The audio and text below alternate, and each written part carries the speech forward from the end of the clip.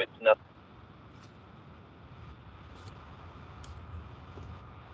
We will call this meeting to order now that it is being recorded and transcribed at 6:04 p.m. Welcome.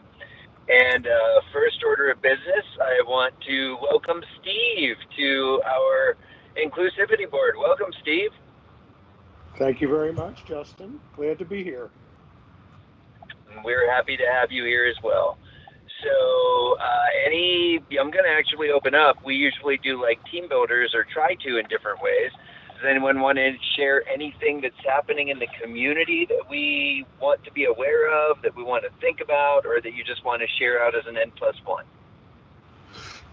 Justin, before we start that, I want to make sure I've got my roll call correct because I only see initials for the people who are on the phone. Sure.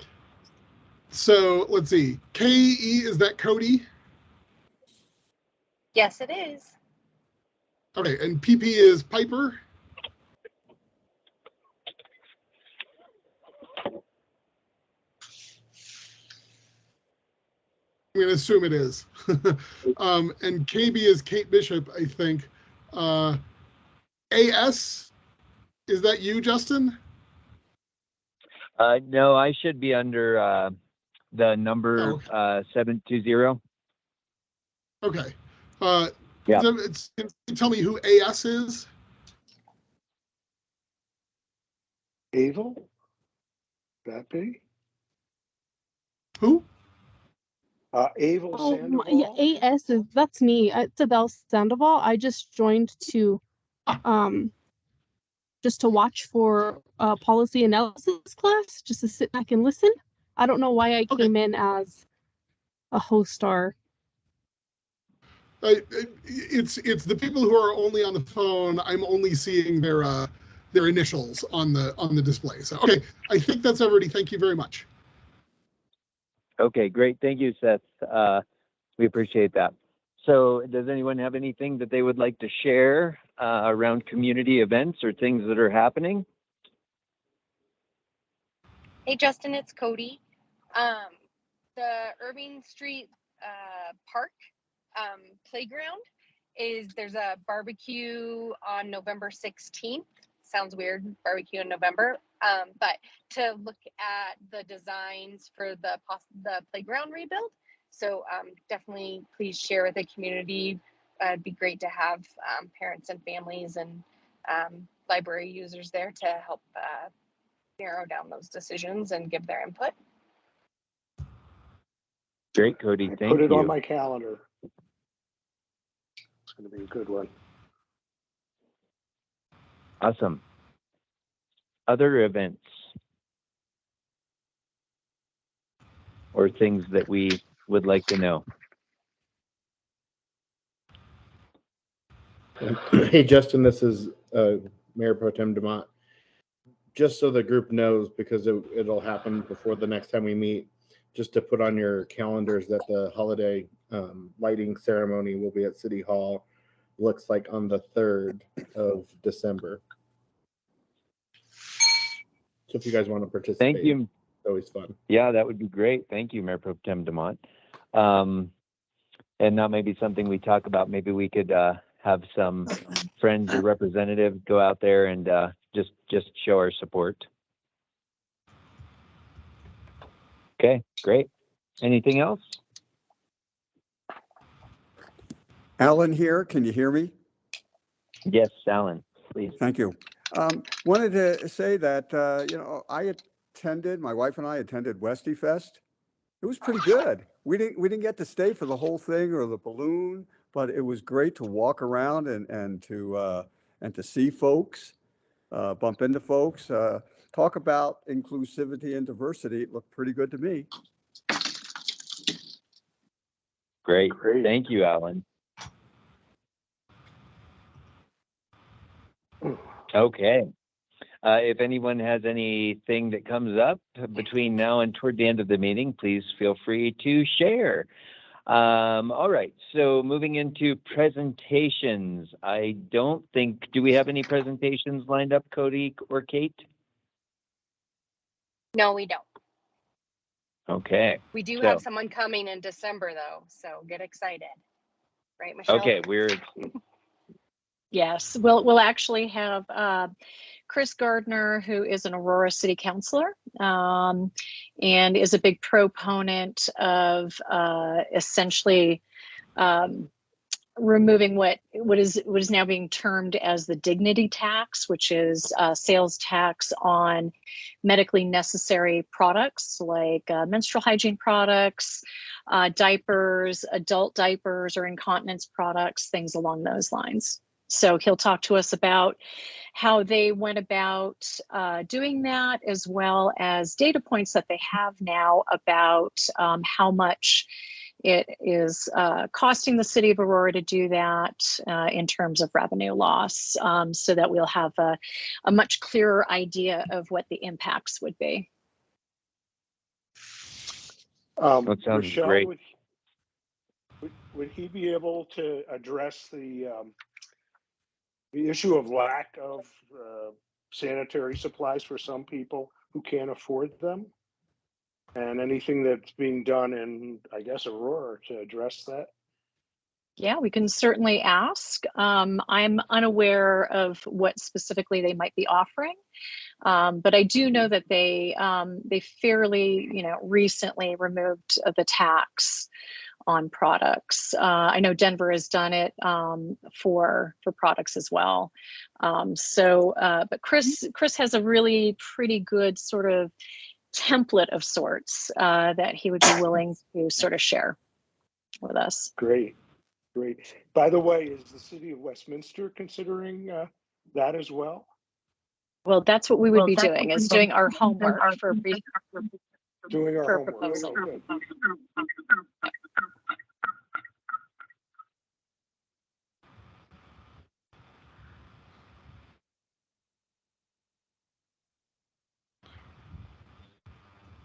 Okay, great. Thank you. Michelle, can everyone hear me now? We're getting some bad echo from you, Justin. Okay. All right, how about now? Still? Yeah, I think we're getting it from anyone speaks. It might be a good idea to, if you're not speaking, to go ahead and mute. Okay, are we good now? No feedback now, right? Much better. Okay, thank you. Thanks, Rich. Appreciate it. I just had I was transitioning from phone to computer, so thanks for your patience all. Okay, good. So thank you, Michelle. I think that's going to be a great presentation. I really appreciate the aspect of the dignity that they embed within that sort of framework. So, and thanks for setting that up. I think it will be important. Okay. So going into old business, reviewing and approving the previous meeting minutes. Do we have a motion to accept the meeting minutes from October?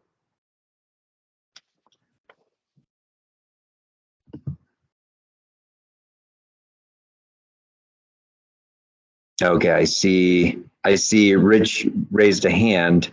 Does anyone second, or did someone? Looks like Bev seconded. Okay, so we've got a motion and a second. Any discussion?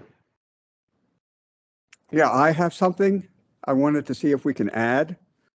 During Kate's presentation on the homelessness, she did mention the fact about the city council wanting to pass to Jefferson County, I believe, $1 million toward a Jeffco, perhaps Arvada and or Lakewood Resource Center. Can we have that included in the minutes?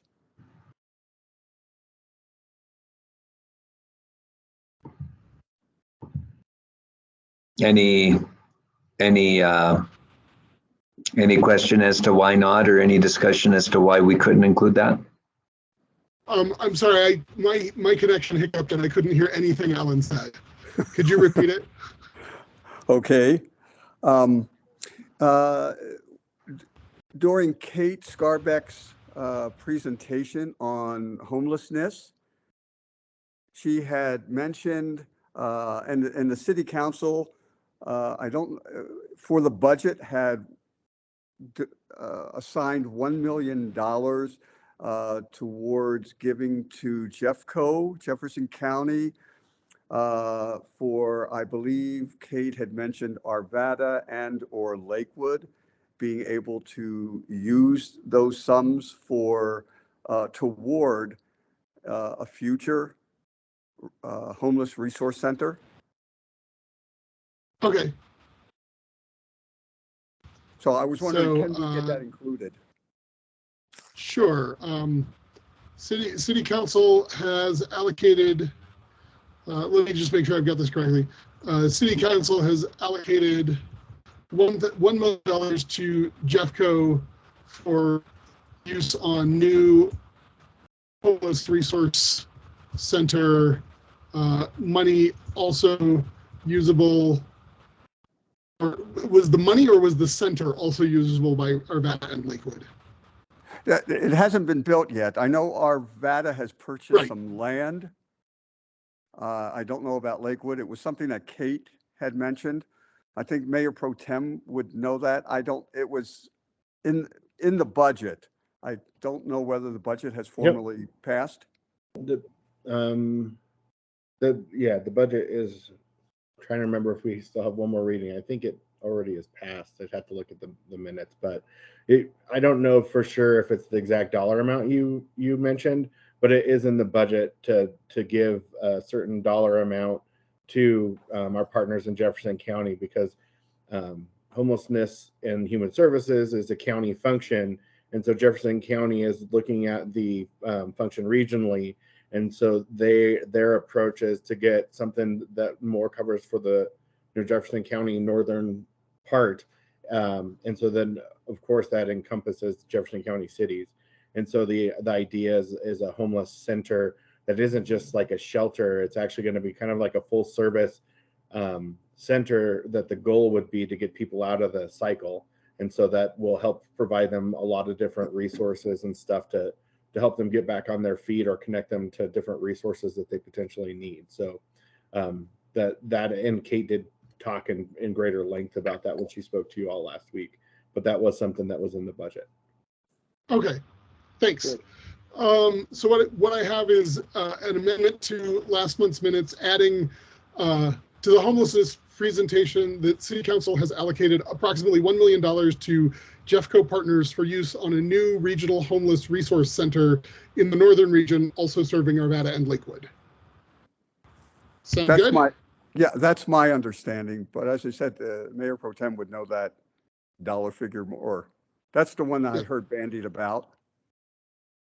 Yeah. So to just make sure that we're not creating any misinformation, can you just say is committed to allocating financial resources, Seth, and we can get that number down a little bit later? Sure. Thank you. Yeah, thanks, Alan. Okay, anything else for point of discussion? Okay, so discussion has indicated that we make the amendment as discussed around the allocation from City Council. Anything else? I just wanted to make sure that I looked back at when it was. So on the 24th, we did have the second reading of the budget.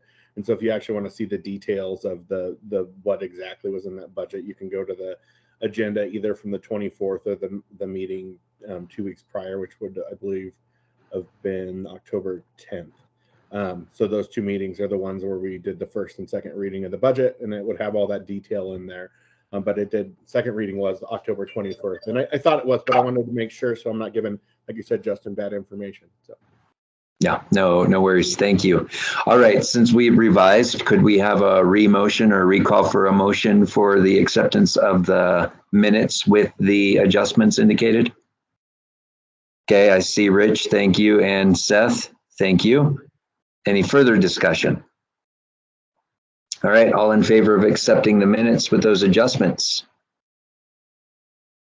Aye. Is there any opposed?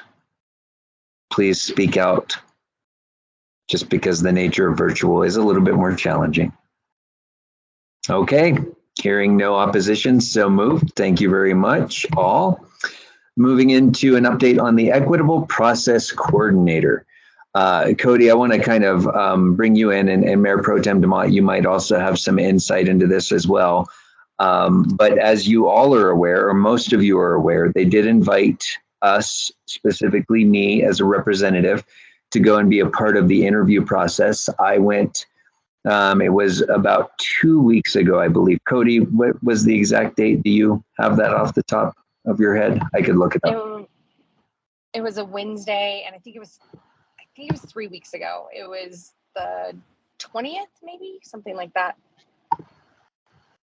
Yes, it was the 19th. So on October 19th, I went in, and there were a lot of our interim city planners and managers and Cody, and boy, it was just quite a room full of administrators, and it really was a little bit less formal. I think they'd gone through a first round of screening, and the candidate was able to do a presentation and talk a little bit about that person's commitment to diversity, equity, and inclusion.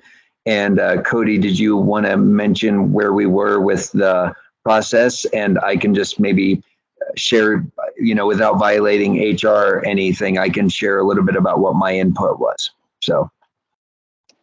Sure. As far as I understand with the process, they've had additional conversations with this final candidate. And then I think you all are aware, we have our new city manager started on October 24th.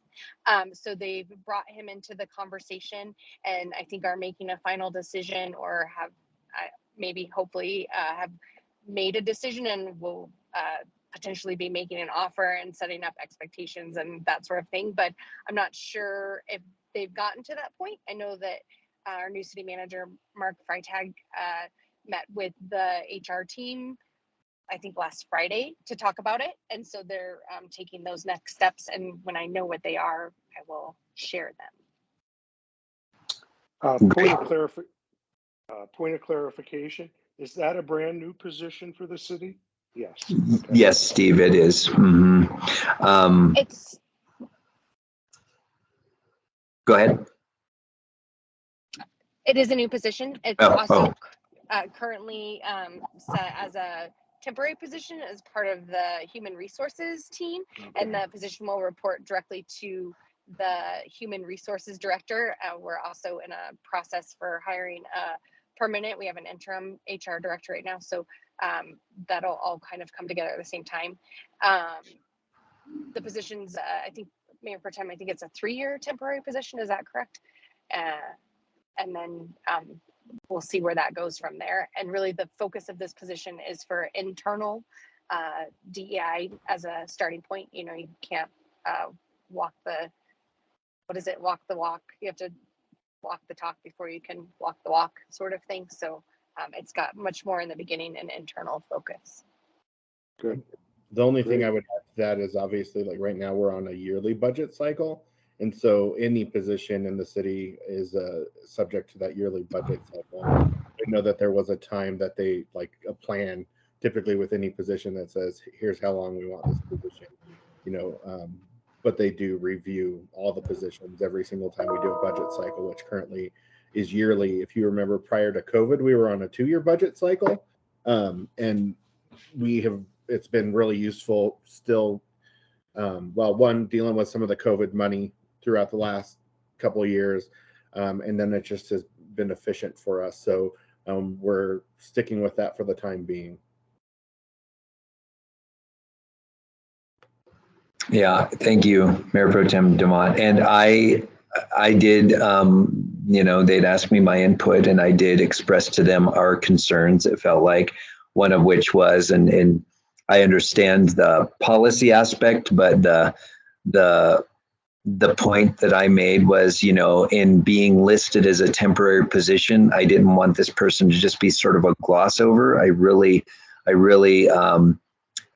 I felt like I expressed maybe some of the thinking that we all have, but I won't speak for you all. I did speak for myself in best intent. What I felt like had come up in these conversations. I think having temporary attached to that position is maybe a little bit of it can be challenging because it may not attract the best quality candidates, and it may not have the weight and credibility to internal systems if they know it's temporary. That being said, and I know I've talked to Mayor Pro Tem DeMont a little bit offline with this, and I've also talked to others.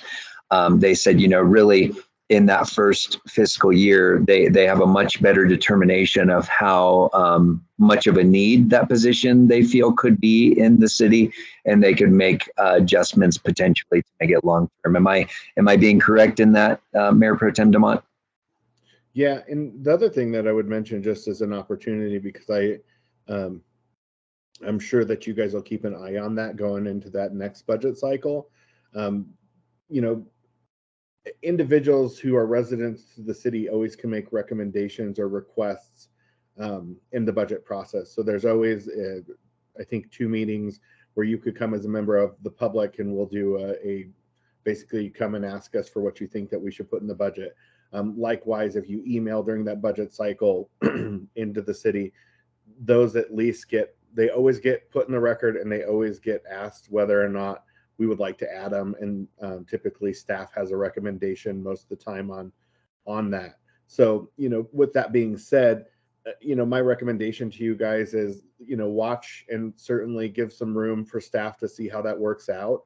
But I know obviously this is your passion. So, if you don't feel there's adequate, and it doesn't necessarily mean you'd get it, but it's a good opportunity for both, I think, the group, but you as individuals to be able to go forward, put on the record and say, hey, this is something that we think is really important for the city to look at as far as budget, because that I do think there's an aspect of putting money behind things if if it's a priority.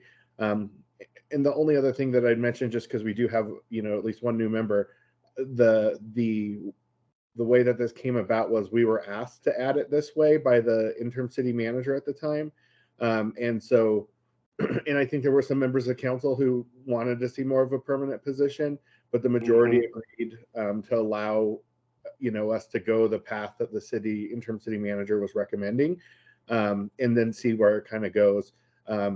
So just a little bit of background on it, but keep that in your mind though going into next year, because that certainly is a great opportunity. I, even as a council member, have had things that staff took out of the budget that I wanted to make as a discussion point that I asked to put back in the budget. And so it went into kind of that same place. They have like citizen requests, council requests, and it's kind of a placeholder so we can have conversation about it. Oh, thank you. And I'd be curious too, Mayor Pro Tem, if, and I said, I want to make sure we're setting whoever the candidate that we move forward is up for success. In my mind, how maybe people that might perceive a temporary position, this too shall pass, and we don't necessarily have to, look at initiatives. But that being said, some of the things that I know this person will be responsible for is really looking at policy and process and figuring out ways in which maybe we are being exclusive, even inherently with internal bias that maybe we don't understand. So I think those eyes will be critical. So it's really about changing policy and changing structure internally, from my understanding, as part of the responsibilities.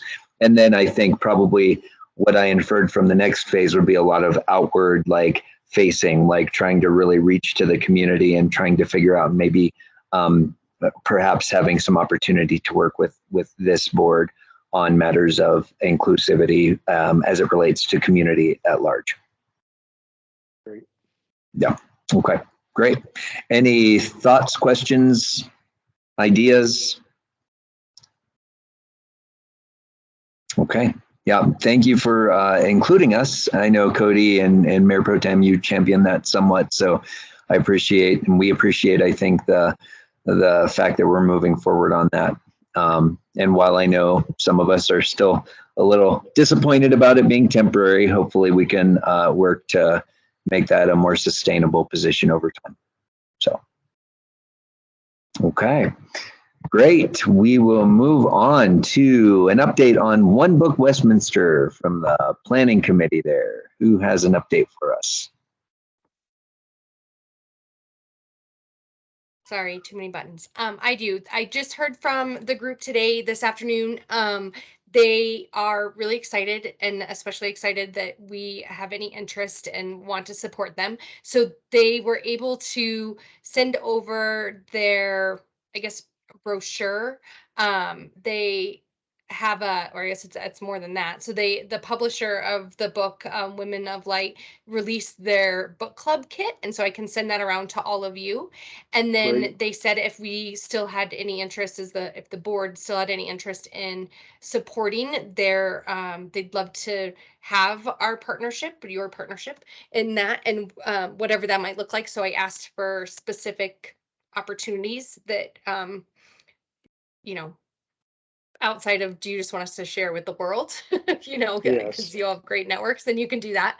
But if we wanted to do a little bit more than that, we have a small budget, and we can help with some of those things. So they gave me some of the things that they're looking for. They have a state historian presentation, and want to be able to give that person an honorarium in the amount of $500, so the board could support that. The collection costs are $1,000. Publicity and marketing is about $1,500. Our exhibition and their art workshop is $2,000, and the author talk event is $5,000. So we want to do something in one of those sort of lower categories that I can help make that arrangement. Maybe be the sponsor for the state historian presentation or something like that. Entirely up to you all. But if you want to take a monetary support, more than just sharing with your groups, which I will send out that note to you probably during this call. Great. Thank you, Cody. Mhm. I could add just one thing that struck me as interesting is that book is one of the choices of the Book of the Month Club nationally. So it's got quite an exposure, and I'm looking forward to reading it. So Great. sorry about that. All coming in. Go ahead. Okay. I'm happy to help out, Cody, if they need a warm body to do some work. Thanks, Steve. All right. Anything else? Any discussion around One Book? All right. Moving on to, we know we had a pretty dynamic and engaging session around displaced and homelessness in Westminster last month. So just want to open it up to maybe some discussion points, some wonders, some think about, some potentials for next steps in what we can do. We did hear a couple of things like, really showing up for people, figuring out ways in which we can volunteer. We did hear that from our guest last month, Kate. So just want to open it up to anything that maybe is a point of conversation for you all.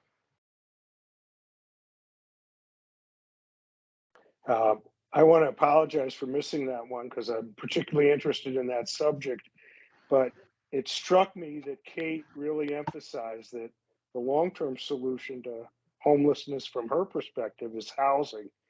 And I know we're not the housing committee for the city, but maybe at some point we want to sit down with the group there and talk about, well, what else can we do to support your efforts to increase housing for the homelessness? Yeah, thank you, Stephen. I know Rich and I believe Bev, several of you, Donna, possibly others have sat and worked through some of the affordable housing aspect. And clearly that's one of the contributing factors to how families are being displaced. And I actually was in a presentation around demographics and sort of the 5-year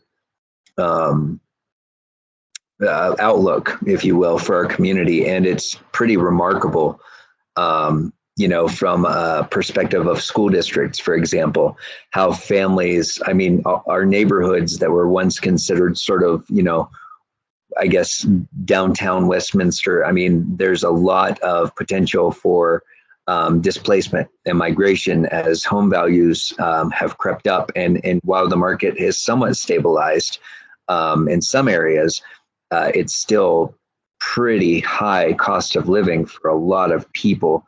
And it's shifting the way that families, cohabitate. And I think we're even shifting the idea of what family is as we look at like who is, and even Kate had mentioned this, right? Like there are multiple families living together, or roommates or friends getting housing together because that's what they can afford. So I think those are interesting conversations to have. And I think it's something that will definitely be a focal point of our work. And I too see, Steve, your connection that, and Rich has said it for a long time. I know others on this call have as well.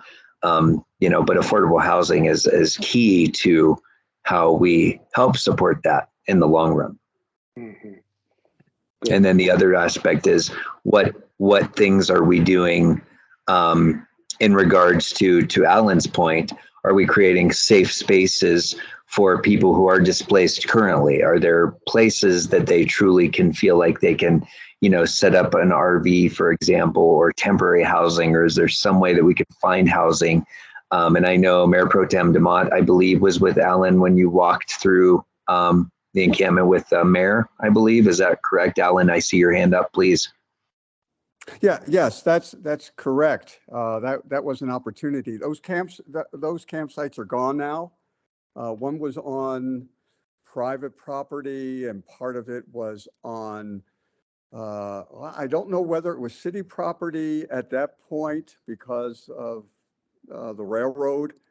So they were right in that area. But those camps are gone off of Bradburn, Raleigh area. Actually, as of just today, a couple of days ago.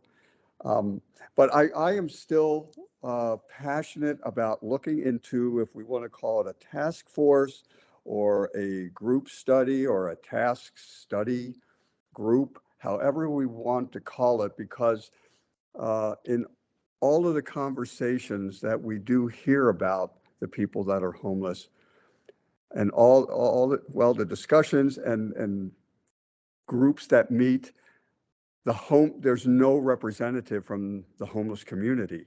So I want to make sure we get people like that. I want professional advocates to speak. I think we can get a better picture that goes along, like what Steve is saying and what you were saying, Justin, about housing.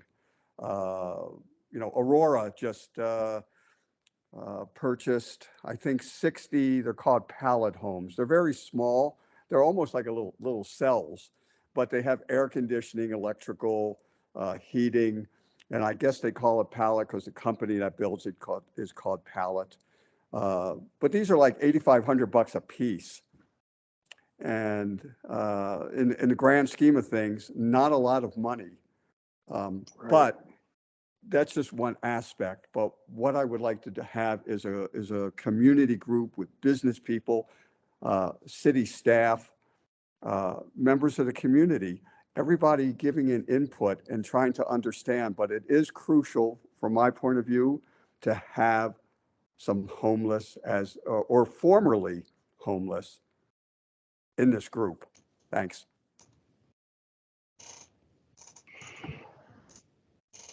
Yeah, thank you, Alan. Mayor Pro Tem DeMott, is there, and Cody certainly as well, and or Kate, I know we've talked about like how Kate and others are trying to like really support the system and study and do a lot of research and try to serve a lot of needs. What efforts in specifically creating a citywide task force that is comprised of different levels of people who have been displaced or who are currently displaced, of businesses, of just to what Alan's point was? Is there any current effort in that, or is that something that this inclusivity board could begin the process of maybe looking to see if we might be able to make recommendations to build out? My thought on that, and I've taken some notes because obviously I try to report back. to council, because as I, always try to remind even myself, I'm just one voice, and ultimately it takes, as they say, 3 friends for us to get anything done in our form of government. So with that being said, a lot of the things that you're talking about in some fashion have been done, maybe just not in the form that you're talking about. With the efforts around homelessness, they certainly have included the business community. To what extent they may have included people who were prior homeless, that I don't know. I do know that they take feedback from the homeless themselves, through various different things that Kate mentioned to you guys as well as to us, such as those point in time. They collect a lot of data, but that doesn't necessarily mean there's not potential. Well, I mean, it's kind of an evolving thing, right? Homelessness in general is an evolving thing, and you guys have mentioned housing and Kate's perspective on housing. I've heard lots of different perspectives, and to me, everything that I've heard is that's a component. How big of a component? I think it depends on the community. Sometimes it depends. There's just so many different facets of the problem, and I know that you guys all know one of the areas that I have a personal passion for is the mental health component of it, being that's something that's certainly touched my family, and how easy that untreated can end into homelessness. It also ends in just some of the drug use, which is also a contributing factor with homelessness. And sometimes, very often actually, those two things are kind of one and the same because of untreated or self-treatment, really is what it comes down to, is people aren't getting the proper treatment. So it's complex, but I do think that I think the council is shown commitment to wanting to address this wherever we can within the things that are under the control of the local government, because it certainly does affect the community, and that's a lot of hard conversations, because sometimes it impacts people negatively, where we have to make choices that sometimes I know folks don't like. But what I would like to do, Alan, is actually and because you've actually a couple things, and I know you routinely make sure that we understand your passion for it, and we certainly do. But like the idea around, how are we talking to prior homeless people who actually got out of the cycle and stuff. So for me, I'm going to at least bring it back. My bigger concern is if we, we're not working as one unit, and ultimately our boards are there to support us. You're certainly there to be voices for the community, because with 7 of us, we don't, we miss things. And, so I want to make sure that we're all, everybody's rowing in the same direction, and figuring out like, hey, if this is something you guys would like to really go after, how can we all be on the same page of what that looks like? And then, not necessarily saying we're going to direct it, but, actually saying, yeah, this is going to be a way that we're going to gather an extra data point.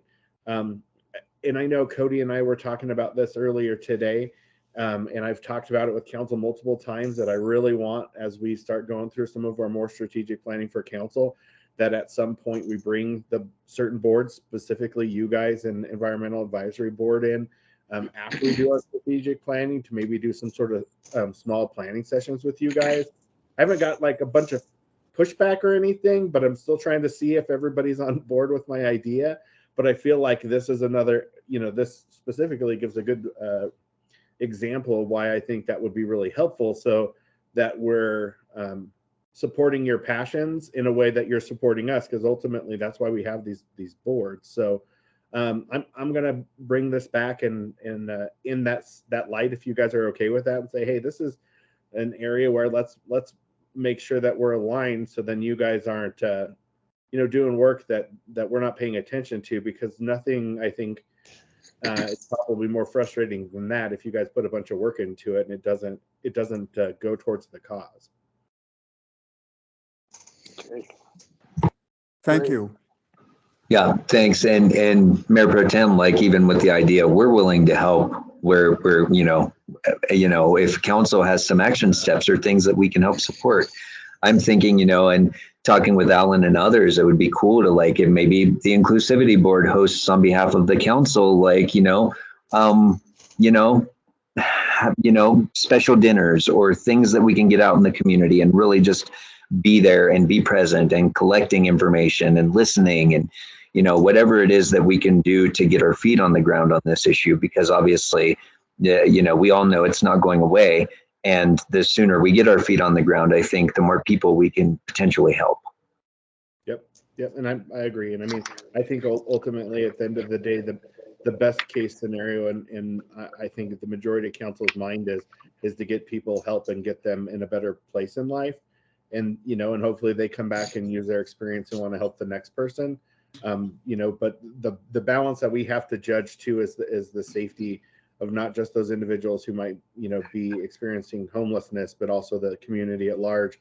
And sometimes that's where it gets sticky for people. But I certainly think, and I hope everybody would see that, I would feel most of council, if not all, I can't speak for everybody, but from what I've seen, everybody has a heart for people. And, it's a different, everybody shows it in different ways, but ultimately we're trying to better our community for everybody, and including the folks that, are, and I think the interesting thing that Kate really brought up that we're seeing is a lot of these people are in the community because this may be where they grew up or this is what they're used to. So there's typically, not always, but there's typically a reason why they, choose a certain area to camp. And it's a lot of times why, where they're comfortable. And you have to play that through your own head. If you ended up in that position, where would you go? You probably would stick somewhere where you're more comfortable with your surroundings and know your way around. So I think that there's enough shared value, I guess, is the bottom line on this, that let's see how we can maybe plug in and continue to help. But I want to make sure it's plugged into that larger effort, or at least that would be my preference to talk to the council about, because we did, back to the budget, we did add extra dollars into this specific area in the budget with more homeless navigators. And I know that's not the, end all be all, but shows that this is something that certainly we have some priority behind, and we want to figure out how we can address it. I think the unfortunate thing is people talk about solving it. The world's full of a lot of broken people, and I think it's going to always be a churn. I wish that there was just a silver bullet for these things, but it's not reality. But it doesn't mean we don't try. It's just like fire department Chief Hall, when I first met him, he would talk about their goal is to put themselves out of business. Probably not realistic, but that's the goal. How do they make things so much safer that they're really not doing the things that they did last year? So this is the same kind of situation in my mind. Thank you, Mayor Pro Tem. I see Donna's hand and then Bev. Donna, please. Yes, to piggyback on what Mayor Pro Tem has said, and kind of you also, Justin, what kind of connections can be made through the schools? Because I would assume, Justin, since you're involved with the school district, that there are kids that are affected here, and are there ways that we can connect in? You talked about dinners or something. Can we go into some of the schools and that sort of thing? I don't know if that's appropriate, but that would seem to me, because of my connection with education in the past, a really good contact area if it's appropriate for us to do that. I could certainly start having those conversations with the people that I know to be in charge of those facilities. I would see that as a lovely resource. I think Bev, to your point, the more we can get out to libraries and schools and organizations of faith and multiple denominations, I think would any access point we have, I think we need to try to explore. And to your point. So, yeah, thank you. Yeah, no, and I'm happy to, I'll start striking up some conversations about possibilities there and what we're doing and what maybe they might need help with as well. Because I know they also partner with the city and the county of Adams, as well as Jeffco, because they're right next door. And of course, there are other school districts as well that we can talk to. So, yeah, for sure. Thank you, Donna. Bev, please. Yes, thank you, Justin. I just wanted to make folks aware of there's a education session coming up November the 17th, which is next week, I guess, the Colorado Coalition for the Homeless has done, I think, a real good job providing these different fairly short workshops. I used to go to a couple of them when they, back in the pre-COVID days, they had some in person. Now they're all via Zoom, and they've had a series of them going on this year. But the next one is coming up November the 17th. It's called Winter Homelessness, a learning session available for community members. And they usually have a panel of experts in the field of homelessness and discuss whatever the topic of the evening is. And so the next one of those, like I said, is November the 17th from 5 p.m. to 6:15 p.m. If anybody wants to attend that virtually. Great. I think I'd love to do that. So, Bev, do you have that information? Can you just forward it over to maybe Seth and we can include it in the minutes? Sure. That'd be great. Okay. Thank you. That's great. Rich, I see your hand, please. Yes, I'm wondering if Alan or anyone had a chance to look at that report that Cody so skillfully tracked down for us a couple of meetings ago of a really wide-ranging panel of people that included some homeless advocates and just a really, it was a really impressive group of people from a whole variety of walks of work of life related to this issue. So let's see, Cody, I think you sent out a link to it, didn't you? Or did you? I thought you had. No, I'm saying no. I think I did because I think I asked Kate for it. Maybe it was before you joined the board, Alan. It's been we've been talking about this for a long, long time. So let me see if I can find it in our stuff. But certainly I know we have it. I don't. Yeah, that was actually in response to Alan's bringing this up. Oh, okay. Let me much check. appreciated. So I know he was on the board because he brought it up. Okay. You know, the need to do a study, and this is a fairly thorough study. Yeah. Would you mind sending that link out again, Cody? We can just maybe that will be one of our homework assignments for into December. Is let's look and because that report, I think you're right, Rich, in looking at it and like just kind of even a cursory glance, it was like this is good work. I mean, we don't want to, to Mayor Pro Tem, and to your earlier point, we don't want to do the same work. We want to figure out ways in which we can deepen that work. So, okay. Anything else? Alan, you have your hand up. Did you have anything else, or did you just not put your hand down? You're just like ready to talk? No, I'm fine. Okay, no, okay, good. All right, well, thank you all. Thank you. I know this is some challenging work, but it's critical to our community. It's definitely something that, will continue to be present with all of us. And in any way we can help, I know every single person on this Zoom is ready to do whatever we can. Moving into our city council report with Mayor Pro Tem DeMott. Sir, do you have anything you want to say or add? Well, Cody stole some of my thunder because our new city manager, I'm just kidding. Poor Cody. Our new city manager did start with us. And so he has been working nonstop to try to get to meet all our departments. I know he was doing ride-alongs with our police department. Lot of different efforts. He did recently also mention this week that there was a firm, and I can't remember, I think SRG for the chief search. Is that right, Cody? So the chief of police search is now, we've selected a firm, or he selected a firm. They're going to start talking to stakeholder groups. I did ask that the work that Miguel, and I don't know, for the life of me, I could not remember Miguel's name at the meeting. So now it just dawned on me. I feel horrible. I'm seeing his face in my head and I'm just drawing a blanket during our meeting, but I brought up the fact that Deputy Chief Reeves, when he was with us, was doing work with you guys back since, you know, some of the unrest during 2020.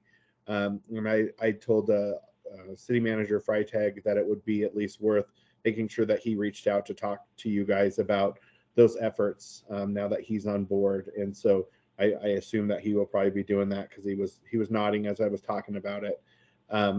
And so that's a good movement. Some of the other things that we've been doing since he's on board, we spent a whole Saturday with each other. The council did on the 29th of October, I believe, which was a big team building event. And we had Cody was there, and we had the clerk there, and some of our other city, like the judge, got to participate, which was nice actually to have him there, because typically he's not one that gets to be in that stuff, because we don't cross paths as much with him. But it was a really good opportunity for us all to get to know Mark better, and him to get to know us, and just do some general team building as a council. And I think those opportunities are nice. I know that for me, having some of that, being able to take ourselves away from the daily grind of you know, advocating for positions, and just humanize each other, I think is really helpful as a council, and reminds you of some of those shared values, even if it's just the fact that we love the city of Westminster. So I think that was really valuable.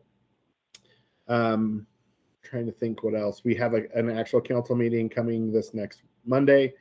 So there's agenda posted if you want to go see what we're talking about there. And then we're kind of coming into the holiday season, so I know everybody will be really busy with that. A lot of different city opportunities. I mentioned the tree lighting. I'm trying to recall when the hometown Christmas tree lighting is. Cody, do you know when that one is? It's sometime soon. I don't remember what day. It's either the 2nd or the 9th, but hold on. Give me my I was Outlook is looking to try to find the 2nd. You were right. It is yeah. Yep. So the 2nd, which if you haven't participated in that, that's a great opportunity down on 73rd Avenue, where they do the historic tree lighting that's outside of Station 1, which is, there's always I can't remember the other city. There's another city who we go back and forth, whose tree is the tallest in Colorado for living Christmas tree. Is that who it is? I don't know who's winning right now, but I know that we've went back and forth. I don't know if like the tree just grows, or people are measuring wrong, or what. I think people change their measuring. Yeah. Or the ground sinks, ground. you know. Yeah. The ornaments are heavy, the tree sinks. I don't know. Something, but great opportunities, and hopefully, you know, folks, you can decide whether or not that you're going to participate. But those are good opportunities, especially for the board. I would encourage you guys, like as a board, to participate in those things, so people know you're there, and you know, you get to see. I know the one at City Hall, there's so many people at that event. That's typically a lot of different people that the group could touch potentially. That's kind of it. And then more on my own note, just not for council in general, but as a counselor, I know I have mentioned before, and so far I was disappointed none of you have taken me up on this, but I do my policy in Pilsner Town Hall every 3rd Tuesday is what we've been doing this year. Because of the way that the holiday landed for Thanksgiving, we typically don't do one in November, but I am doing one in November. I realized that I had it booked out through November, so the 15th is my last one of the year, and so we start at 6 and we kind of go until they kick us out. There's nothing formal. We don't do any kind of presentation. It's just whatever community members show up and want to hang out and have a beer and pizza at Cocopelli. I'll be there, and you can come chew my ear about whatever you want. So I hope that you guys will take the opportunity to come and see. Typically, some of the other council members drop by. I've had other representatives from other levels of government. Tracy Kraft Tharp, when she was our House 29 state rep, she used to drop by. I was giving her a hard time actually, because since she became a commissioner, she hasn't come by. I'm like, commissioners don't want to talk to the community, or what's going on? But so good opportunity, and so hopefully I'll see some of you there. But that is all that I have for you this month. And how long do you usually go, Dave? We go till 9, till they. Okay. Yeah. Okay. Because like the mayor usually will come. She's been coming since before she was the mayor again. but she's usually always coming from one thing or another, so you never know when she's going to show up. But we just kind of hang out and have dinner and, you know, just be with people from the community and enjoy that business. If you haven't been there, they have, and especially during the holidays, they always have some good seasonal beers if you're a beer drinker. So. And Mayor Pro Tem, please, what time do you start? We start at 6. And if you don't, if I'm not, I am not the most good at showing up on time, as Cody knows, since she has to herd council all the time. They always have tables set up, and if you just say you're there for Councilor DeMott's thing, they'll know, and they usually have us in that back room in the corner. Great, thank you very much. Any questions or thoughts for Mayor Pro Tem DeMott? All right, thank you. And moving into our new business, a discussion on board term limits, anticipated 2023 vacancies, and adjusting the size of the board through attrition. Oh my, so I guess we'll take those things sort of one bullet at a time. And Cody, I'll have you help me with this a little bit. So in discussion of board term limits. Do you want me to jump in there, Justin? Yeah, would you? Yeah, because I know you had talked. You can't psychically read the spreadsheet that I'm looking at. Okay. Yeah, no, I'm sorry. I don't have everyone's board member term limits memorized. No problem. Sorry. Rich. So no one's term expires before 20. Well, they all expire in 2025. So, or not all of them, but that's the soonest one expires. So, Rich and Bev, you're in that category for 2025 expiring. Seth, Michelle, Miguel, Refugio, Justin, Donna are 2026. Doug is 2027. 2028, Jillian, Piper, Juliet, who's recently resigned, and Megan. And then the others, Steve, Allen, your terms end in 2029. Did I miss anybody? Oh, hold on. Just in case anyone was wondering. So yeah, we still have a little kick in us. So hopefully you're all hanging out for your terms. So that's great, and really honored to have worked with all of you, or in the process of, I know Steve, you're just onboarding. So look forward to connecting. Speaking of anticipated vacancies, Bev, would you like to jump in, please? Thank you. So I did get an email from the city clerk, maybe a few weeks ago, saying that my term was up and did I want to renew? So I think my term is up long before 2025. No, if they offer you the opportunity to renew, it is not up. Your term limit is 2025. Because remember, you all were aboard right about the time city council set the term limits. And so this board got the benefit of having that, we've been here a few years and now we have these term limits. And they divided you into two categories for 2025 and 2026. So Bev, if you would like to continue to serve and you do have another term, you don't expire till 2025, they don't make the offer unless the email would have been different. It would have said your term limited, thank you for your service, kind of thing.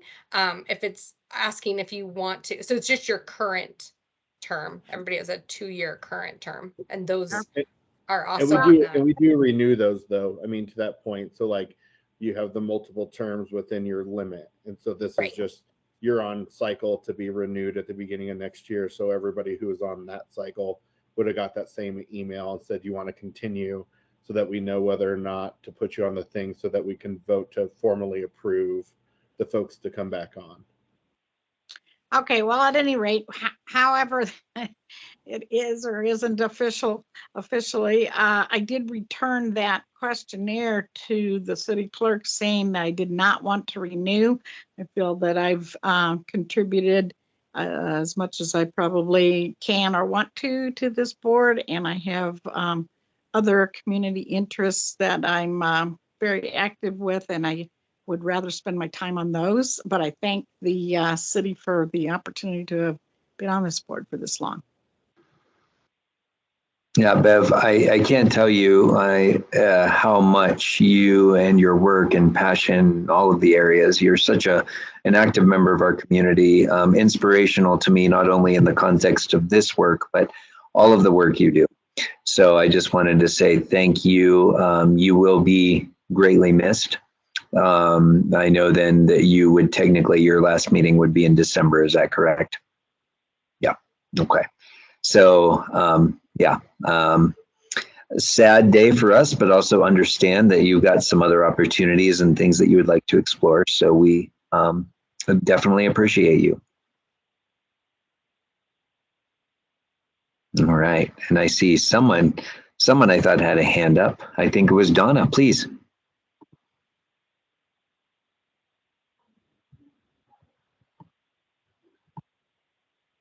Donna, you're muted.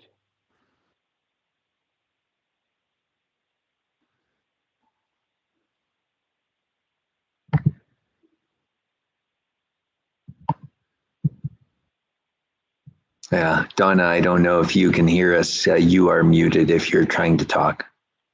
I thought I had unmuted me. Oh, okay. There you go. My to Cody is, sorry about that. Would I have gotten one of those notices like Bev did? I don't remember if I did or not. And if I don't think I responded to anything. So if you check up on that and just let me know, that would be great. Thanks. Yep, no problem. I would guess you would have received it by now because they just put out applications, and Mayor Pro Tem and I were trying to remember what the number was. I think we only had 3 applications for 5 vacancies or something like that, but basically they're opening it up again. So also please tell your friends and family and neighbors and colleagues and anybody who lives in the city of Westminster, you can meet them at the grocery store. If they're interested in a board and commission, please apply. We want you all, we want your voices and your participation. So I'll double check for you, Donna. But thank you I just want to make sure that you all are also getting that message. Thank you for the opportunity. And Bev, Seth says in the chat that we will miss you. So and I know that sentiment is echoed across many of us. So great. Okay. Also, just to that point, if there are anticipated vacancies that we do not know about, that would be helpful to like start thinking about. If you're like, oh, hopefully every single person, with the exception of Bev, continues this work. That being said, if you feel like something's up, please connect with me. Let me know what's up. Let me know how I can support, and we can go from there. I think in this sort of dense piece now, Cody, did we receive any interest for anyone serving as the chair of the Inclusivity Board? Okay, no. Saying no. Kate, did you have something I don't know about? But no, as far as I knew yesterday, we didn't have anybody. We're happy to be stuck with you if you'll still have them. Well, you're not a voting member, so. Oh, darn it. Mayor Pro Tem. Change the rules. All right. Well, I mean, I'm willing to serve in the capacity unless someone else wants to. I will immediately step aside and let anyone who wants to take over a leadership role do so. Of course, by our bylaws, you have to have some experience on the board. But it doesn't seem like anyone has expressed interest. So I will make a last sort of, piece before then we move to a motion. Donna, please. I move that we appoint you as chairperson of this August group, effective at the end of this term for a new term.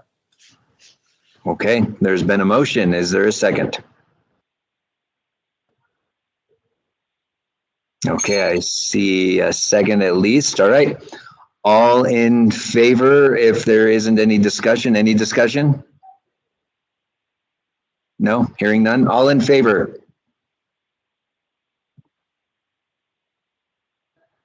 Is there anyone opposed? I wouldn't blame you. Okay, all right, so moved. You're stuck with me then another 2 years. So thank you very much. I appreciate it. It truly is an honor to serve on your behalf. And I'm always reflecting how I can do better. So please call me out as you need to. And we'll talk a little bit more about that. Alan, did you have something you wanted to comment on or comment on? No, No. I was just trying to see if I had raised or lowered the hand. I know it's hard, physically, at least you have the physical. Oh, I am accidentally raising my hand. I need to lower it. All right. Thank you very much. And then the final point that we want to talk about in sort of this dense piece is, we are currently, and we've long been one of the, I think we're actually the largest, right, community serving board in the city. And so we've maintained a regular group of 13, I believe it has been, with at least 2, if not 3 alternates, depending on the year and the context. So one of the points of discussion that we've had is as we continue to look at term limits, for example, as Bev leaves, Juliet has left not long ago, that we maybe use some of the opportunity to kind of create some attrition to go down to, I think we had talked about a board of 11. Is that correct, Cody? At least for now. Yeah, so we were talking about that a little bit. So just kind of want to frame it. Of course, I don't make recommendations, but there are some advantages to maybe having a smaller board. I think that kind of streamlines some of the work a little bit more. It allows us to focus maybe in different ways, but it also then puts us in the same parameter as other boards in the community, and it kind of standardizes that a little bit for us and for the city. So any thoughts or questions or comments on that? Steve, please. Let me express my ignorance. Is 11 sort of the typical size of community boards? The city's boards range in size. I think our smaller ones are 5 or 7.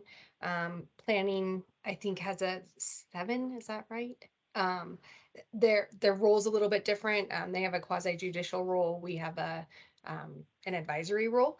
So the role. I'm sorry, I should stop saying "our," even though it, I feel like I'm a little bit of a part of you all. This board gets to make recommendations to city council. Some others, they all make recommendations, but your board serves in a more advisory role. So it runs a gamut. PRLOS used to be 3 different boards. I think there were parks, or 2 different boards: parks, recreation, open space, and then they also had the libraries board, and they combined, and they're now 9. They were at one time before this board a much larger board, and then through attrition have narrowed down and have found it to be much more effective to have that sort of smaller group. But we are the largest, I think, by 4, I want to say. I think the one closest to us is at 9. I can look, it'll just take me a minute. Yeah, thank you. Donna. Yes, so with Bev stepping down, then that would leave us at 12 right now. Is that for the next year? Is that correct? I believe 11, because we've also lost Juliet. And, okay. and So her be 11. position hasn't been filled. Council will have to vote alternates into standing positions. That sort of thing is a next step, and that hasn't happened yet. So it'd just be the 11, and we'd still have 2 alternates. Mayor Pro Tem, does the board or the council have a process for that sort of thing, or is it sort of whatever you feel like needs to be done appropriately?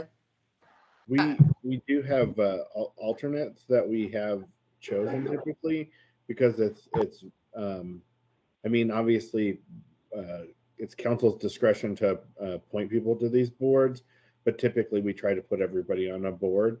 And so if you don't make it through, we usually hold you in a kind of a queue, and then we'll reach out, and sometimes in a particular order. We've kind of made that a habit over the last couple of cycles. But I'll be honest, we haven't had as much of a participation in the application pools as we have in the past. So typically, if we did have a pool, then Abby would reach out to them if we've already directed through our prior meetings and offer positions, and whether or not people take them, because it could have been 6 months ago. So sometimes they'll take them, sometimes they won't. But since we're right also at the point where we should be doing interviews again, we'll probably go through the interview process, I think. Right, Cody? Am I tracking correct? Right. So if there were vacancies, so if this board decided to remain the size that they are, there would be 2 vacancies, and those would be filled through that application process. PROS is the closest. They have 11 members. They don't have any alternates. The other boards who are similar to this one, Environmental Advisory Board, has 7 members and 1 alternate. That seems to be consistent. Other ones are the same. So this board is quite large. And even if you were 11 with 2 alternates, you still are outnumbering the next largest board. So just something to consider. Would the process be then, Mayor Pro Tem, that coming from this board, a recommendation to the council with regard to the size, is that appropriate for us to do that? And do that? Okay. I have an example of a resolution that when PROS shrunk their size, so I would put that together on your behalf. Yeah, that's exactly right, Donna. We would have to make a recommendation, kind of a meta recommendation about the size of our board. Is it appropriate to do that now, since we're kind of coming to the end of a cycle here, or is it not appropriate now to do that? I actually think your timing would be ideal. So yeah. I would like yes, now would be best. That the Inclusivity Board recommend to the City Council that this board be an 11-member board with no alternates. Effective, I guess, January 1st, 2013. Would that be correct? Yeah, and to be clear, as we've opened it, thank you, Donna, you've motioned, I see Seth has seconded, opening it for discussion. This would be through attrition over time, so we wouldn't just cut people out, and suddenly be done. It would be through attrition. So ultimately, I think our goal would be then to move to an 11-member board, starting with the process in January. Would that be correct? Does that clarify? That would be my intention. However, that is stated. Okay, great. Okay, and it's been seconded. What other points of conversation do we have? I'd just like to comment on this, because I think I felt too that we probably were a little large and unwieldy on more than one occasion. Not that we have not been, I think, effective. I think we have, but it's probably time for us to sort of fit better into the slots that we need to. And I think it's the time to do that now, as we're beginning to have some attrition. Yeah, thanks, Donna. Steve? Do we need a discussion about the advantages, pros and cons of 11 people versus 9, since that seems to be the typical advisory board size? Actually, looking at the board size, most of them are 7 with an alternate. They're closer to 7, so still, we just happen to be closest in number to PROS, or you all do. So 7 is, it looks like actually what's ideal for decision making. I mean, including the planning commission and special permits and license, who make significant recommendations to council on a regular basis. So actually, 11 is big. If I might speak, Justin, am I interrupting, or am I next? No, please, Donna. Yeah, please, and then Rich. My first thought to myself was 9 members, but I didn't know if cutting it back that much was appropriate. I don't want anybody to be cut out that would maybe have their feelings hurt. So I was trying to meet needs all the way around. But my real goal down the line would be for it to be 9 people. So I don't know if it's appropriate now to go to 9 with the attrition things, without cutting somebody out that may not want to be. I don't know. Maybe we have some discussion on that, Justin. I don't know. Well, and again, we wouldn't cut anyone. It would be through attrition. So like our board will stay at 11 or 12 or whatever it is. But as people leave, as term limits are up, it will then imply that, if 2 of us are gone, then maybe two of us would not get replaced, and then it would whittle down a little bit, and then we would continue that process until such time as we were sort of stabilized at 9, if you will. Does that make sense?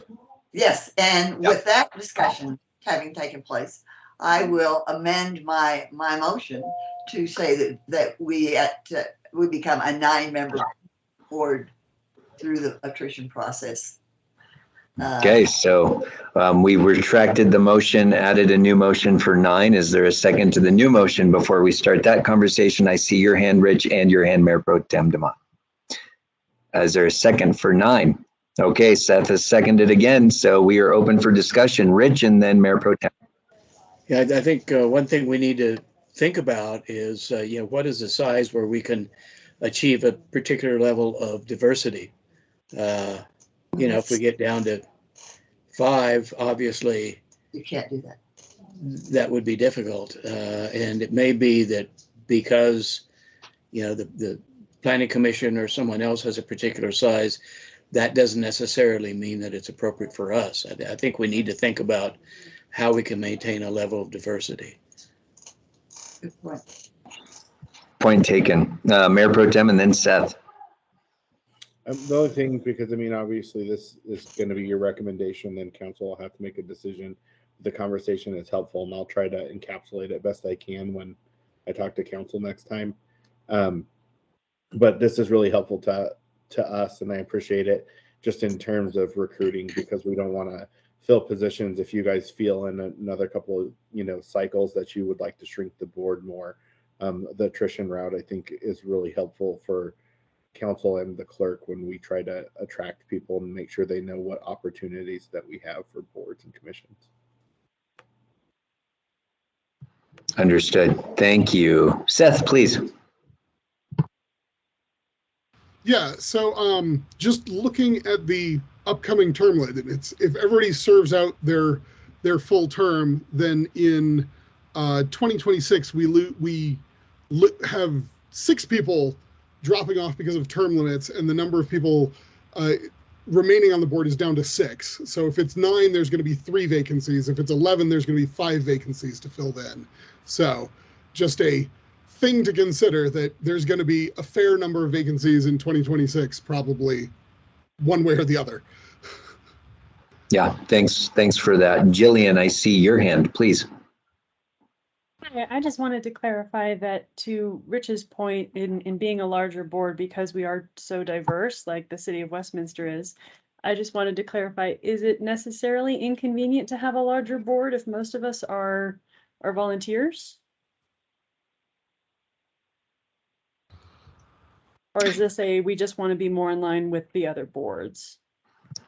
I think there's quite a lot. I agree with Rich. I think we don't want to lose the opportunity for the level of diversity that we have.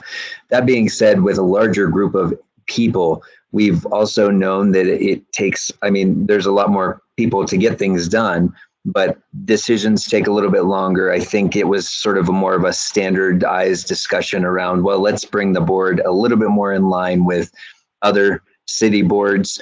That being said, it's just kind of an open for discussion. The other thing is, when we have a large board, it feels like it's from my perspective, I can't tell you how many orientations I've had, because I constantly have to onboard new people and things like that. So that becomes a little bit of a challenge. And as I'm thinking, it would be interesting, Rich, to, maybe there's a way to have our cake and eat it too. If we go down to 11, or if we go down to 9, and maybe we go back, we really look at that ambassador piece, and it is our charge to bring other people from our community together to where they come in and almost serve as proxy members of our board, so that we don't lose the rich diversity, but that we still have a process of decision making that can be manageable.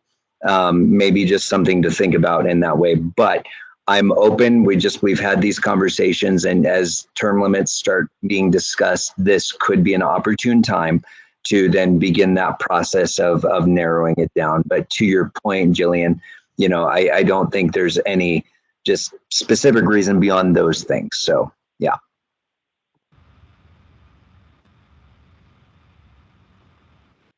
Yeah, please, Seth. I will say that Justin has been very good at keeping everything moving and keeping our discussions and our agendas, churning along at a good clip. But historically, we have in the past had some times where there were long board meetings that, we sort of only had enough time to talk about a thing each month because there were so many people. So to some extent, like I think it definitely wants to be one of the larger boards for the sake of diversity. But on the other hand, 13 is a whole lot. And I think going down to 11 or 9 would have some benefits in terms of just efficiency of process, in terms of everybody talking through things and stuff like that.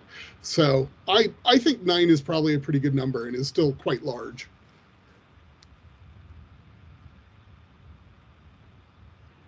All right. Any other points of conversation? Donna, please. Yes. And with regard to the diversity, and I hear what you're saying, we need to, I'm assuming, Mayor Pro Tem, that when the council interviews and looks at people who have filled out an application and are interested in serving on a board or commission, that they are also looking at diversity on those boards, because not only this one should have diversity, but several of the other ones should have too. So I'm assuming that do you have some guidelines around that you operate under as a council? The fun thing with boards and commissions is everybody brings their own lens and their own thought process and their own what kind of diversity they're looking for. I certainly think that we are all mindful of what the charge of each board is, and we listen to individuals and think about how they might fit. Like, I can think of times in interviews where people's life experience, because of different things, maybe upbringing or demographics, have played into that. Like, there's just so many different things that we look at. But I wouldn't, to answer your bottom line question, is that like a directive that council gives? It's each member kind of brings their voice and says, here's why I think this person's would be good. And then we, talk it out until we figure out who the majority wants. And I'd say most of the time the group, in my experience, the group has been able to be pretty unanimous in choosing for boards for different variety of reasons. But everybody kind of has their own lens when they look at the different boards about why, an individual may be better for this board or the other. And then you have to also fit in the fact that we ask people what boards they want to apply for. We always ask, would you be willing to serve on a different board? Just like you probably all heard us ask that question when you went through the process. But we also try to be mindful if somebody asks for a particular board and that one has room and they seem like a good fit, that we try our best to make accommodations if they're a good candidate to fit on the board that they want to serve on. Great. Thank you. Anything else on this conversation? I might just add back to the days where the board was this size and doing a lot of things. We still cross the line with our open meetings. We're supposed to make sure that every time there's a subcommittee meeting that's public if there's more than 3 of you in the room. And that ended up being a very heavy lift for all of the staff because we're supposed to be there with you, and those sorts of things. So when there's 13 people and there are 4 more committees, that means it's not just one meeting. Our other boards are not doing that. So it's sort of, it also is the flow of work for the organization, for the staff team, for to make sure that policy making decisions are not happening in a way that they shouldn't be, because we'd be breaking Colorado statutes. So just being mindful of having a board of this size and doing the work that you all want to do. It's also important that we're staying in those boundaries. for legal reasons. And so when it gets to be that size, my predecessor here, the 2 or 3 back, Alexa, this was at least 50% of her job was the inclusivity board. The other thing I want to contribute to that is for that time back, it also was really hard to have all 13 voices heard in a conversation. And often it meant that work didn't get done or decisions weren't made or things couldn't progress. And so as I do agree that the diversity of the board and having the conversations is really important, but I think some of our board members previously have left because it gets frustrating when there's no voice or no opportunity to participate because there's or not move the thing that's most important to you forward because it is the size that it is, and we only meet for 90 minutes as a full group once a month. So things to think about. Thank you.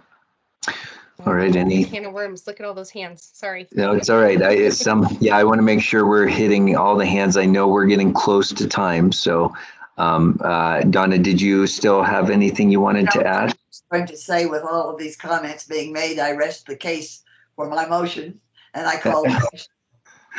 Okay, you call the question. Thank you. I see. Is it Alan? Did you have something you wanted to add? Being a new member here, so, and for the sake of time, because this is something I really need to try to get my head wrapped around historically with this.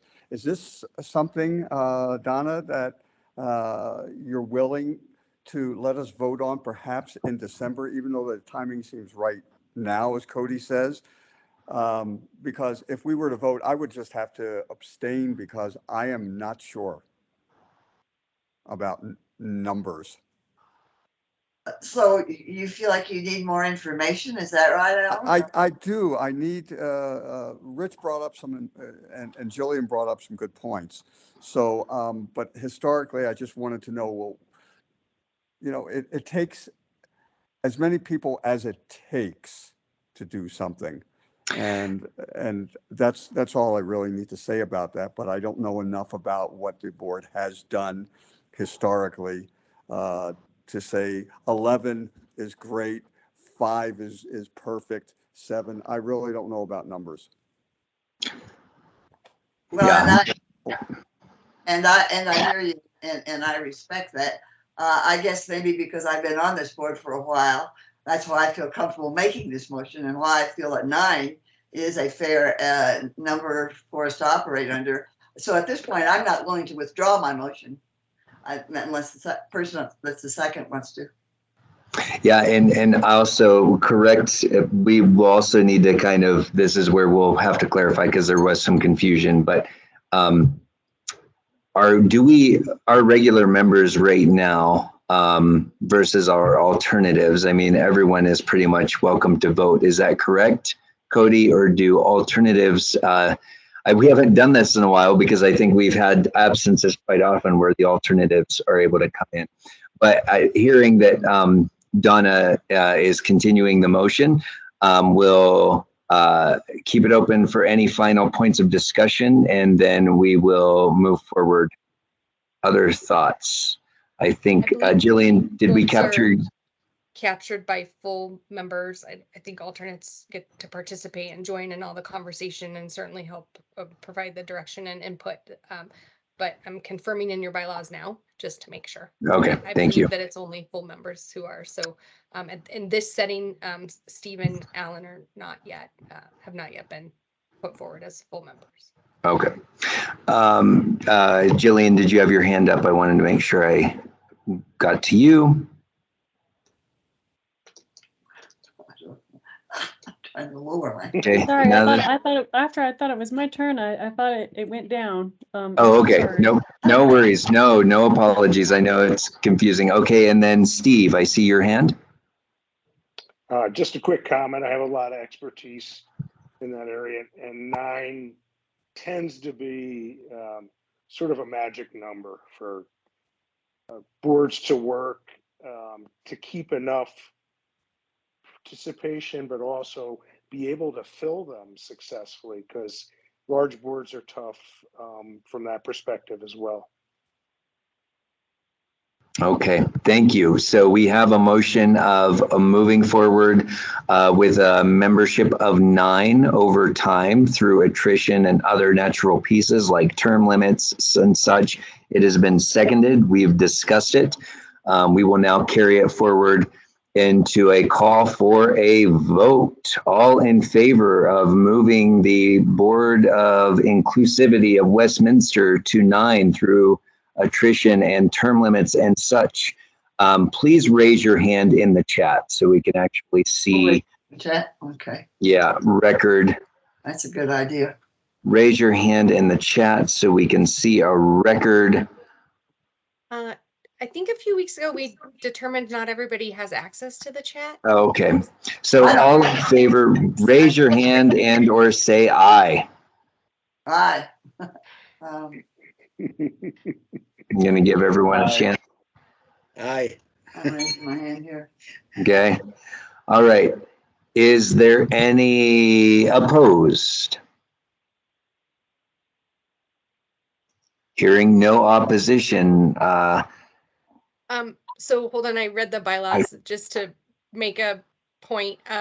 Your alternates to the board can serve in voting capacity in the absence of members.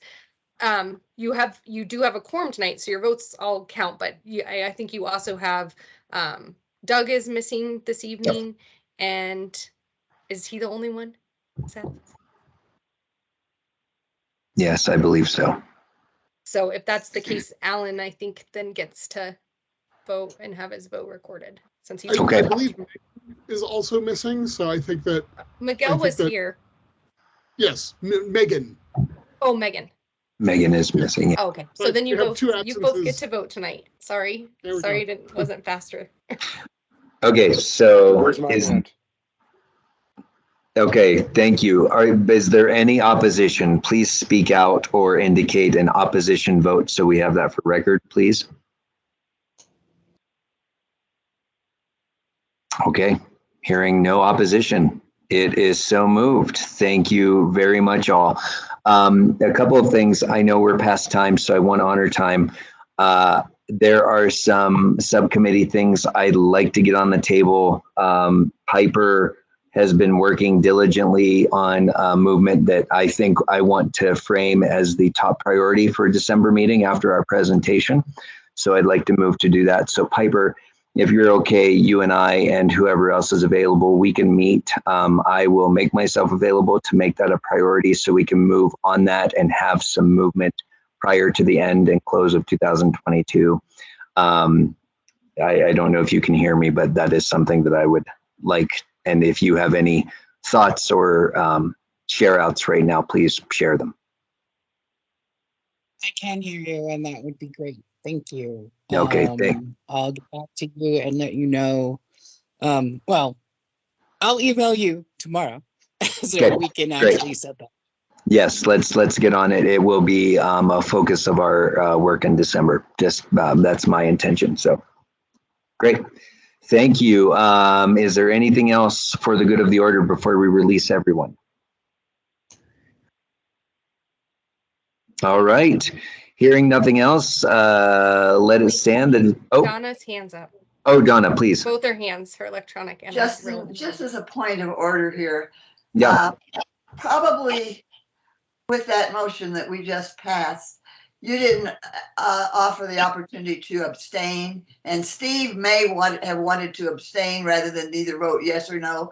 So why don't we go back and give Alan, not Steve, Alan. So let's go back and at least give him that opportunity. I think that's only fair. Yep, understood. So we will go back to a vote. Let's go back to the motion and the second. Donna, thank you. Robert's law, always important to follow. So okay, so you either can agree, abstain, or disagree. Okay, all right, so all in favor? Aye. Okay. Abstain. Any abstentions? We got one abstain. Thank you, Donna, for allowing us to correct that. Any opposed? Great. Thank you for that. I think that's only fair, and I hope that meets some of your needs, Alan. Yeah, Alan, and thank you. I apologize. I think we had talked about the alternates after we had made the motion. So Donna, thank you for correcting us. So yes, we definitely want your voices to be heard. Thank you. So the word abstention in the minutes. Yeah. Great. All right, friends, I want to honor your time. It is 7:39. If you have anything that we have not been able to report on, please reach out to me and we will make sure it's a priority. Piper, you and I and a few others will connect. Let's get on that. And I know that Michelle will have a friend, a person from Aurora come in and present to us.